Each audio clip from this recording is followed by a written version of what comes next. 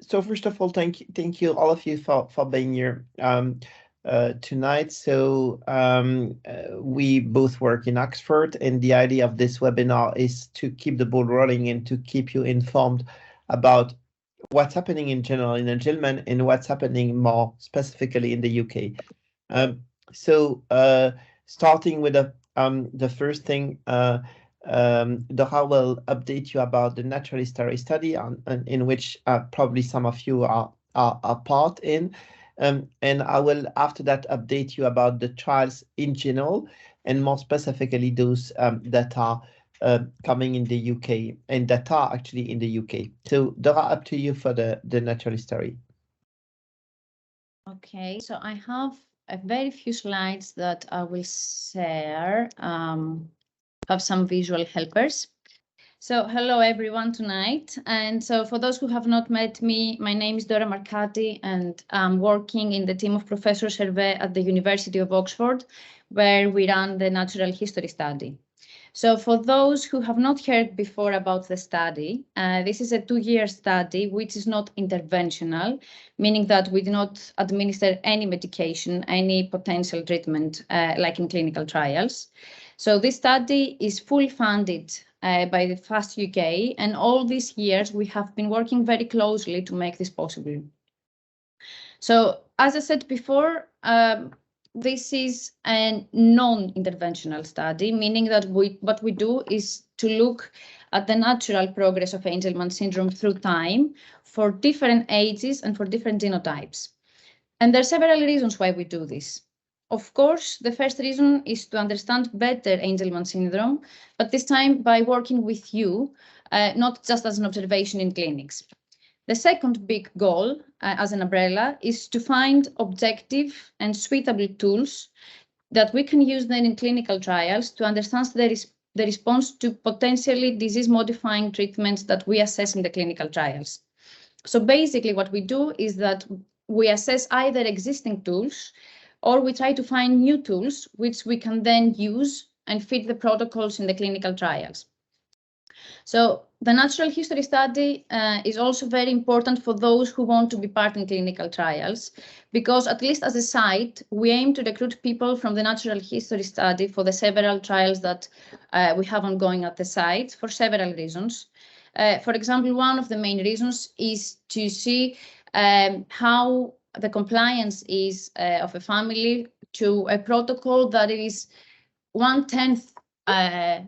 So as I said, it is very important because we can see together how the compliance with a protocol, which is at least, it's much less complex and much less burdensome than the protocols of the clinical trials is, but also we make sure that everyone has the right paperwork in place so that they can easily get recruited in clinical trials as soon as a slot that is for which they are eligible opens. However, the aim of the natural history study, of course, goes much beyond the clinical trials. We aim to connect with the community and understand what are the current needs in general. So a lot of the data that we are collecting, a lot of this data are being collected with the aim to contribute towards the funding of a multidisciplinary clinic within the NHS in the future, or reimbursement of drugs at the point when they are going to be approved. The natural history study by design is a 2-year study. So everyone recruited is being followed up every 6 months for 2 years. This gives a total of 5 visits. We have started recruiting in November 2021, and we aim to end the recruitment. We aim to have everyone completed their baseline visits by the end of March 2023. So we aim to recruit 40 participants in total, and their 2 main carers, 1 or 2 carers, depending on what their preference is. And they are all of any age or any genotype. So anyone can be eligible as soon as they have a genetic diagnosis. And at the moment, we have 5 more available slots. Now, in the natural history study, there are 5 main components, I would say. So they're questionnaires and diaries that we ask the families to complete on their own before and after visits, depending on the type of the visit that they are going through at that point. We also have some questionnaires and clinical scales that we complete together during the visits. We have blood taking at every visit and EEG, usually at the baseline visit, but with the new protocol that we have at one of all the visits, preferentially at the baseline. Also, another big component of the study is the Actimayo or SAID device, which is basically two sensors. They look like a watch, and we ask you to help us keep the sensors at the ankles of your child for a month after every visit continuously. So with all these different components, we aim to assess different domains that are affected by Angelman syndrome, as for example, the communication, the motor domain, behavior, or the cognitive domain. And we aim to identify different outcomes or biomarkers for these domains that can be objective and sensitive to change. So what I also wanted to say is that the study has a very big impact at the moment. So the protocol that we have designed is now shared with the FAST in many countries. And many of these countries have already not only set up their own natural history studies, but they have also started recruiting participants. And this is particularly important because this means that by sharing the same protocol, we can then pool the data and maximize the impact that we have. We also collaborate with industry and at the design of the clinical trials by using the observations and the results that we have in the natural history study. Now, if you want to be part of the natural history study, the only thing that you need to do in the first place is to email either me or Professor Servais. I will share our emails in the next slide and in the chat as well. Then I will share with you the information package of the study, which is basically, which has all the information for all the different processes of the study. Then we will do a very quick pre-screen questionnaire, either by Zoom or telephone. And then I will connect you with the study coordinators who will help to arrange the first visit. Now, we will need to find the dates. And obviously, if you're coming from far away, we will help you book accommodation. It is important to say that at the moment, we are reimbursing for mileage based on government advice for accommodation, especially at the baseline visit, which is usually the one that expands on 2 days, because the follow-ups are much shorter and they can be completed in 1 day. We also reimburse for the parking and for any refreshments on the day. So here are our emails. So please connect, not only if you are interested, but also if you have more questions that will help you decide. And I'm happy to take any questions. I don't know if we want to do questions now or in the end altogether. So there is a question, is there a FAST in Belgium? Yes. There is Elise just dropped me an email and I can connect you with people in FAST Belgium. These kinds of studies have already taken place in other countries, true. What is important that we have a natural history in the UK, several things. First, we validate new outcomes. And second, that were not part in the other studies. Second, it's a very clean and prospective natural history study. And third, it also ensures the how can I say, the clinical child readiness in the UK, and it makes UK very attractive in terms of clinical trials. So that's actually the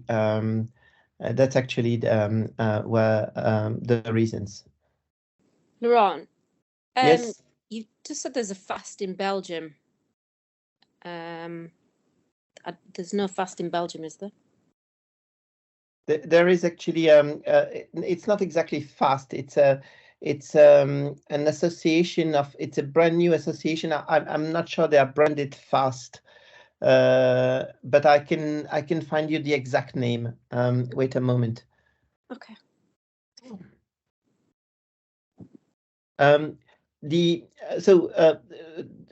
Regarding participations from other countries, in the UK it's not possible. You need an NHS number. In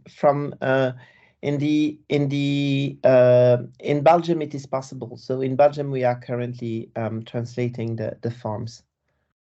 So what do you mean by blood biomarker? Dora, it's a question for you. Yeah, so basically this is a fully exploratory omic analysis. So we're gonna try and see if we can see anything that is differentially expressed between different genotypes and probably give us an idea of a biomarker that can be used to either facilitate the to help us understand how to recruit participants better in different subgroups, or potentially to have like a disease, to have like a response to the different, to show us a response to the different treatments. It's fully exploratory though, so we don't know. We need first of all to complete the set of all the baselines, because for this sort of analysis, the omic analysis, we need to process all the bloods at the same time. So this is something that we'll have more to say about in spring, summer. Laurent, Dora, I just wanted to make a point. You guys mentioned things that are funded within the NHS study, like travel, etc. If there are people on the call that have other issues, other things are prohibiting them from joining, but would like to be part of the natural history study, please, we don't need to talk about it now, but please get in touch with us at FAST and we'll see what we can do about that. Just a comment, because I think that many people think that if they have other children or if they want to come with one more carer, this is not possible. The opposite, we can accommodate that. So if they want to bring family or other children with them, this is also possible, in case that is what is stopping them. I see one more. No, there is no drug involved in the natural history study. However, if someone is eligible for a clinical trial and the family wants to be part for that slot, then people can withdraw from the natural history study to take part in the clinical trials. But the natural history study is by definition a non-interventional. So yes, it is not mostly. So there's one more question about the genotype. So any genotype and any age can, anyone with any age or any genotype can be included in the natural history study. It's just statistics that we have more deletions, not because it is a name. So if you have 2 children with a mutation that is genetically confirmed, yes, you can definitely be part. Also genetic imprinting, yeah. Imprinting defects, yeah. Can you still do? So I don't understand the last question. Dora, I think what they mean is if you're in the NHS, does that preclude you from entering trials? No, it's exactly the opposite. So obviously, as soon as someone is included in a clinical trial, they need to withdraw from the natural history study because they're going to be under a disease-modifying intervention. But it does not exclude, it's exactly the opposite. So we aim to recruit people from the natural history study to the clinical trials. I think the question has a slightly different angle, though. It's asking whether it's mandatory to go through the natural history study if you want to participate in clinical trials. It is not mandatory, but in our site, we aim to recruit through the natural history study for the reasons that I said before. So one main reason is that we see that we can collaborate on a protocol that is much less complex and much less burdensome than those of the clinical trials. And secondly, because we are sure that we have all the paperwork in place. Well, I asked the question, I don't think it's been addressed. I asked, what can you share about the findings of the study so far? Okay. So far we can only analyze the clinical data, but obviously because of the variability that the different genotypes bring to the study, we need to have a bigger data set, which we will hopefully have completed by the end of the baseline visits. We have some clinical comparisons that we can do, but at the moment, for the rest of the digital biomarkers, the EEG or the blood biomarkers, we will need to have the whole baseline completed before we can share any results. Okay, thank you. So there's one more question. So it's a 2-year study. The follow-up is every 6 months. So there are 5 visits in totals. In total. So yeah. So by the end of the 5th visit, it is a complete 2-year follow-up. So the question, can you still do the trial even if you don't do the study? In theory, yes. I mean, you are entirely free to and we are not the only clinical trial site. To be honest, we pick up now the patients in the natural history study. So because we know the patients, we know we have all the files so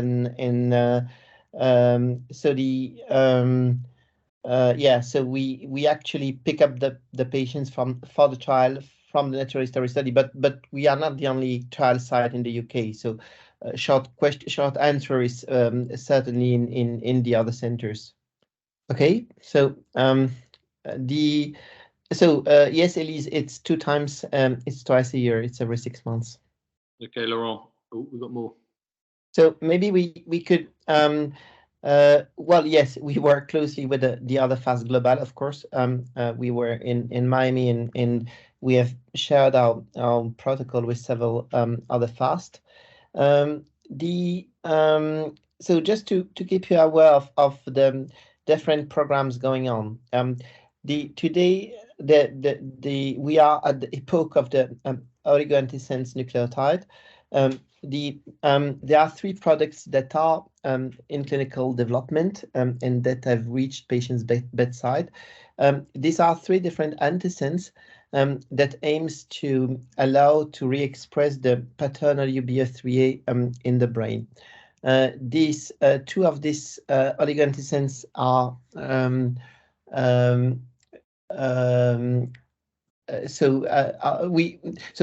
the first one is the one from Ultragenyx, previously Gentex, GTX. The second one is the one from Roche, and the third one is the one from Ionis. The aim of this discussion tonight is certainly not to tell you this one is better than that one, or you should go in that one, but it's more to yes, certainly, Manon, I can write it. So Ultragenyx, Roche, and Ionis. So Ultragenyx and Ionis are currently recruiting, and we are currently recruiting in Oxford for these 2 trials. For us, the bottleneck is certainly not the number of patients. The bottleneck today is the capacity and the capacity to recruit.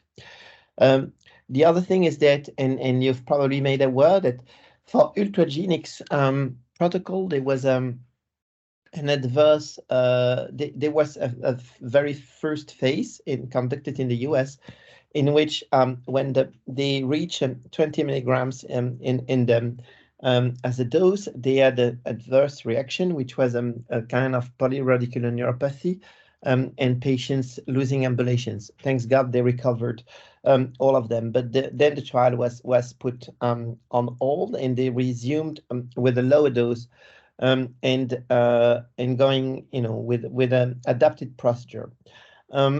Unfortunately, another patient presented with a similar. I will expand on the capacity issue. Another patient presented with a similar feature, and they had to lower the dose and to amend the protocol with the additional safety procedure. To be honest, it makes this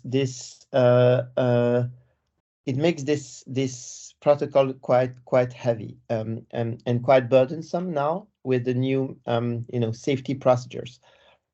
So the inclusion of the patients today.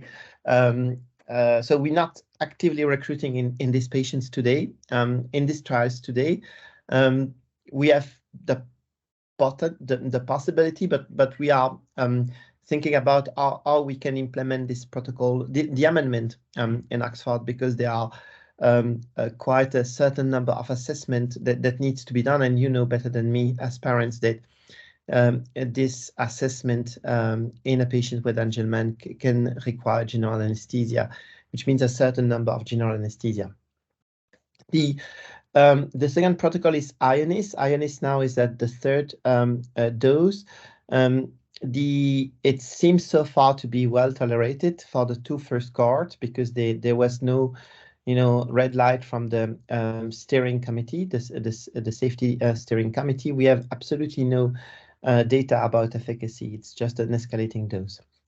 And the third program is the program of Roche, which is not recruiting today.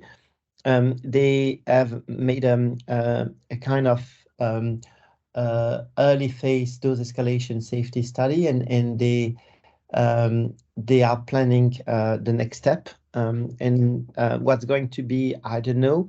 The most logical could be a double-blind randomized placebo-controlled study, but it's still to be decided. And to my best knowledge, it is even not yet decided.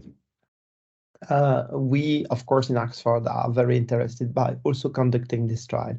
So that's the trials that are currently recruiting, or that are, on the edge of recruiting. The next generation will probably be the gene therapy with a one-shot infusion. One of the company that is probably the closest of patient's bedside is called PTC, and PTC is certainly not at the stage of recruiting, but could consider. I mean, it's not impossible that there's a trial ongoing for next year. So just to comment a little bit on the capacity issues, because it has a direct, impact for you as parents, is that these trials are incredibly burdensome. I mean, these are lumbar puncture, so it means general anesthesia. There is a lot of safety assessment, and when there is something happening, then it can be quite serious. And so we need to be very careful. We cannot, include more patients that we can in terms of nurses, in terms of doctors, in terms of staff. And one of the limiting factor, one of the bottleneck is certainly the anesthesiologist, because everything, all these lumbar punctions needs to take place under general anesthesia. And if the patient has a complication, it needs to, and we need to make an MRI, or we need to make an EMG, we need to do it under general anesthesia. So the general anesthetist is certainly a kind of bottleneck. Regarding the eligibility, it's quite different from patients from trial to trial. So in Ionis, it's very broad. It's from 2 to 55 years. Can you imagine? But today the young patients are not included. For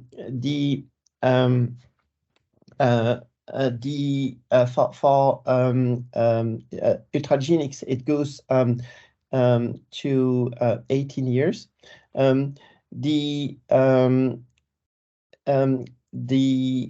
Regarding the mutations, for ultragenics today, it's only the deletions. For Ionis, it's all about UPD. And for PTC, it's deletions. This being said, I think that the parents of patients with UPD or with mutations that are not eligible should probably not be discouraged too much, because all company claims that they want to, at the end of the day, to include all patients. And I'll say that maybe the best way to help is to join the natural history study, because knowing that we have plenty of patients with UPD shows to the companies that there is a market and that there is a population, and that this population exists, is well known, is well mapped, is willing to participate. 2 to 55, Tom. And then also it will help also to bridge if we have a good natural history study in these patients, and we can gather some efficacy in some patients, then it helps to bridge. Regarding the bottlenecks leading to delays in the trials, probably not, because there are several sites in the world. It's more the number of patients that we can include in Oxford or in any single site. so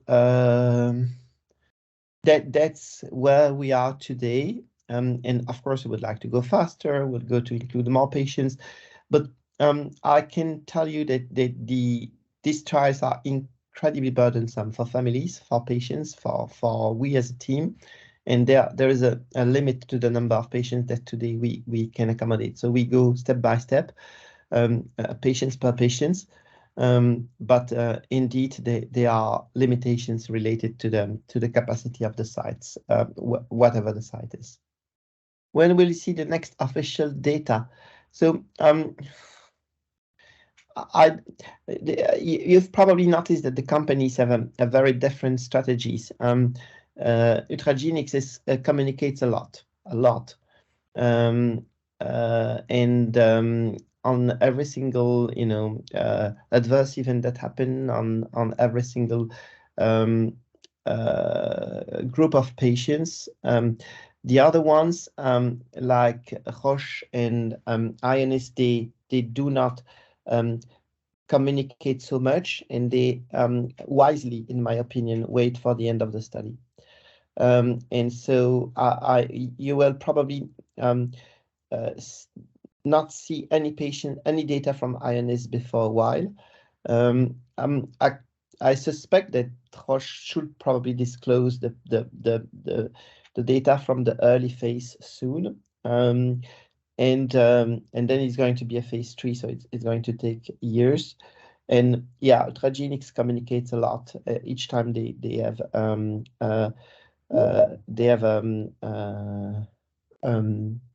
a new data cut, so very quickly.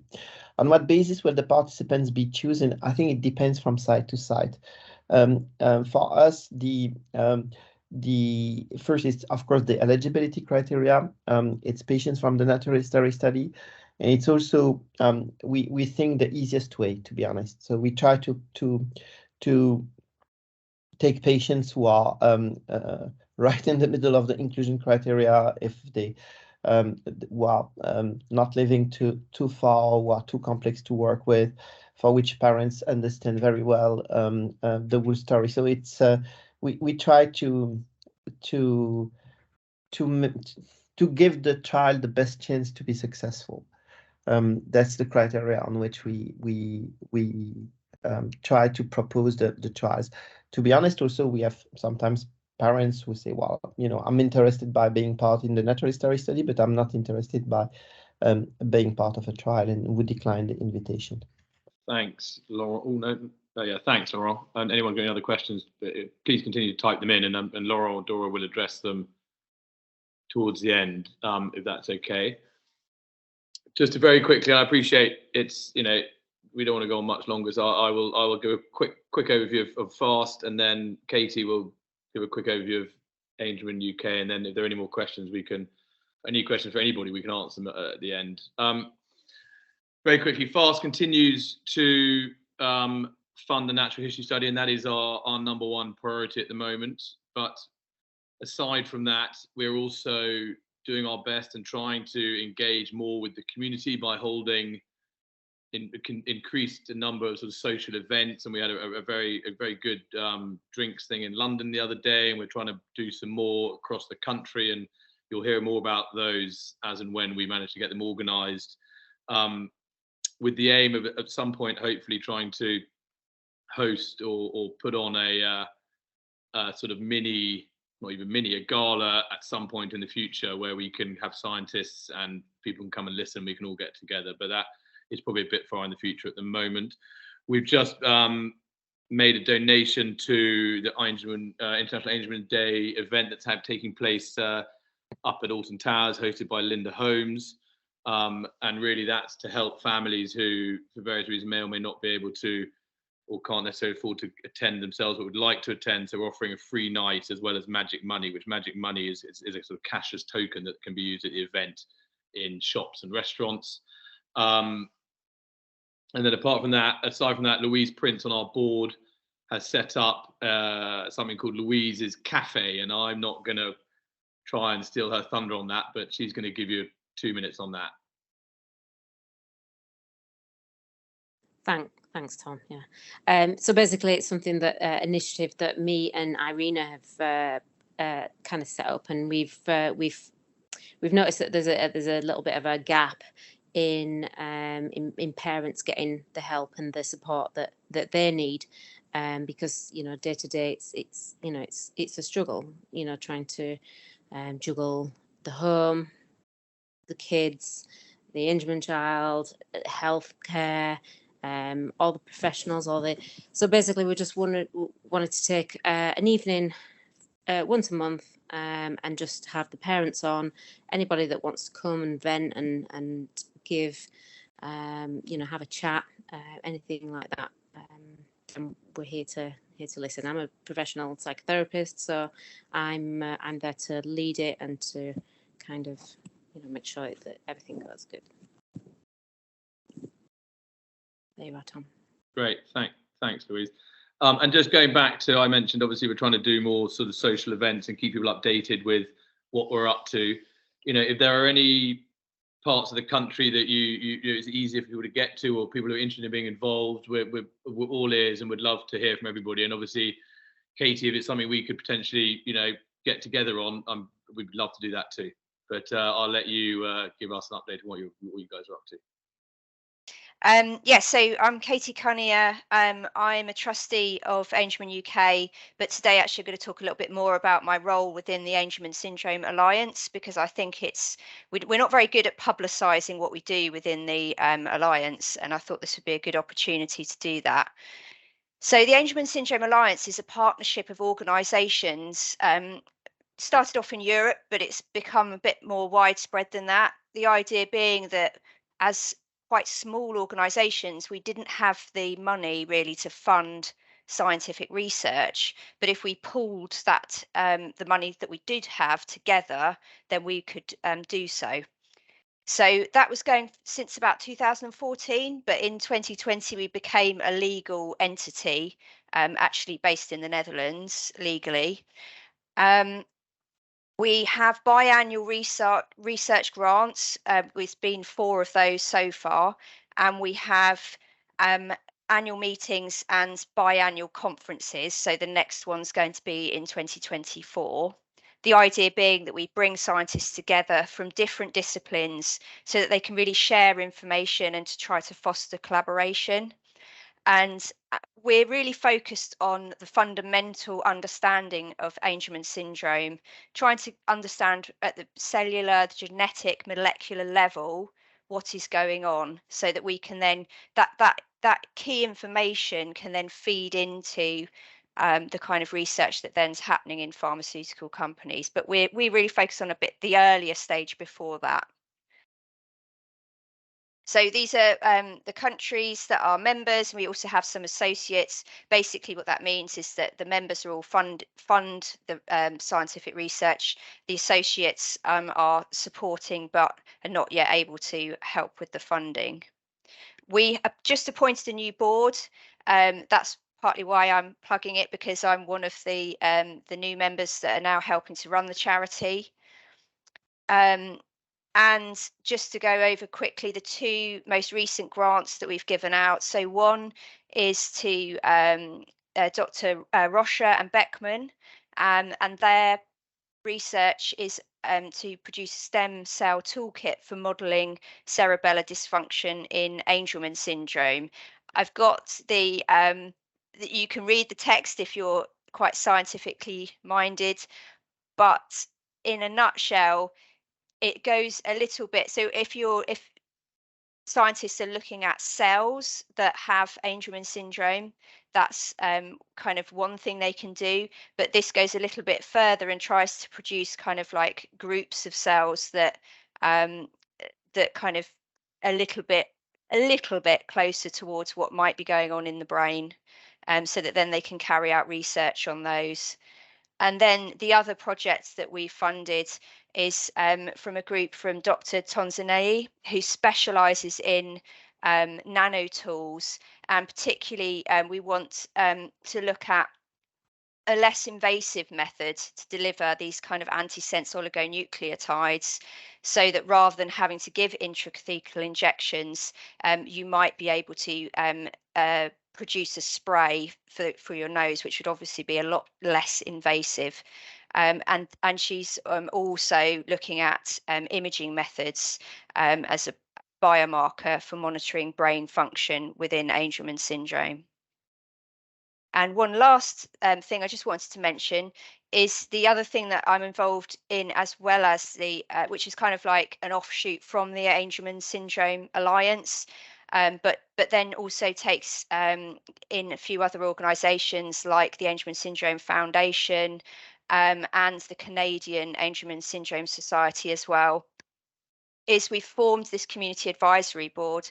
It's made up of people, so generally I think everybody is either a parent or a sibling of somebody with Angelman syndrome, but they're also a professional within the pharmaceutical industry or the medical profession, so that we really can provide expert guidance to pharmaceutical companies that are thinking about the way that they're initiating their clinical trials, or how things might be going. They want to get some advice from people that really know both perspectives. So from someone that knows Angelman syndrome intimately as a parent, as a carer, but is also understanding where the pharmaceutical company is coming from, because they're also working within that profession.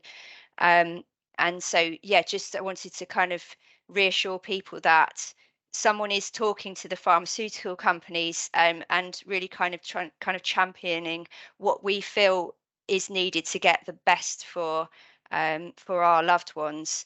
One of the things that we've really pushed is the requirement for placebos, because although you might think, well, I don't want to take part in a clinical trial if I might not be taking the drug. But actually, if you look at the bigger picture, we know that there is a really strong placebo effect for Angelman syndrome. And if we don't have these controls in the trials, then they're not going to be, potentially there's not as big a chance for success. And so it's really, really, really stress the importance to the companies that we need those. Yeah, so that's it from me. What UK labs or institutions are participating? There's not that many. We do know about a few that are taking part in research into Angelman syndrome. There's quite a few that are kind of doing things that are related, but yeah, there's not a lot. There's not a lot of fundamental kind of basic biomedical research going on into Angelman syndrome in the UK, if I'm honest. And I just wanted to mention as well, thank you, Kate, that was excellent. I just wanted to mention that Irina on the chat has shared a link to one of our bulletin highlights, which highlights the major news on each of the clinical trials. And there's a link there which can give you some really useful information. So have a look at it if you'd like to, please. I think the UK has got more research that's more kind of into like behavioural studies and communication and things like that. It's a little bit more focus on that. Louise, I understand. You can email anybody you like and we'll do our best to answer whatever questions you may have if you'd rather do it that way. And we'll share. Can you type in our email address, please, into that? It's okay for people to, if they want to, they don't have to type it into the chat. You can raise your hand and we can answer questions that way as well. Yeah, happy to do that. So I was just saying, because I see that there are some Belgian in the chat, so they are. I was just saying that if you want, I can connect you with patients advocacy group from the Flemish part and from the French speaking part. So I'm just writing my email in the chat. So the Belgian wish to, the English also, by the way. Anyone who has a question, feel free to write, to drop an email, just to avoid to discuss individual cases on the chat. In that case, thank you all very much for joining. Okay, Lovely bye-bye. to have you all this evening. Laurent, Dora, Thank you. a specific thank to you guys. Thank you very much indeed. It was really interesting, really useful, and Thank you. hopefully you'll get your last 5 patients signed up ASAP. Thank you, bye-bye. Thanks, everyone. Bye. Thank you. Thanks. Bye. Bye. Bye, Katie. Bye. Bye.